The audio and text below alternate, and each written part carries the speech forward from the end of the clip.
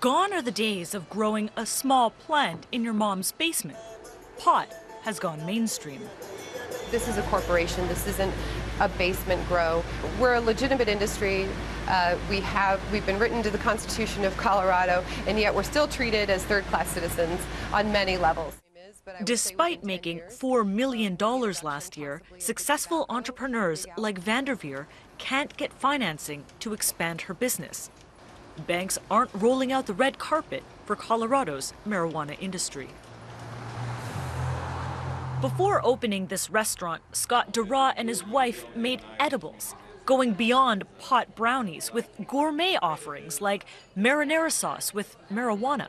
But when they could no longer get banking services, they had to close. You know, there was a lot of anger, a lot of frustration, and it was just sort of like a slap in the face to us. It was even confusing to us as well, and even today, that the state of Colorado has received over $20 million in revenues, and yet they can take that money and deposit it into their bank, but we were not able to deposit the same money into our bank. The moment it ties into the payment system. Don Childers sympathizes with Colorado's marijuana industry, but banking those businesses is still breaking the law. The movement of marijuana money, because it comes from what the federal government defines as a crime, into the bank where it comes out as clean money, is basically money laundering. What would need to change in order for banks to start doing business with cannabis operations? We believe it literally will take an act of Congress. Several pot shops have opened up along this stretch of Denver. Locally, people call this the Green Mile.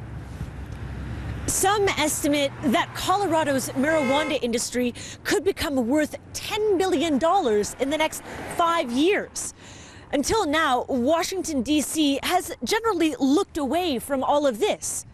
But as the ganja grows, the federal government will eventually have to turn its attention to what's happening here in the Mile High City. Samira Hussein, BBC News, Denver, Colorado.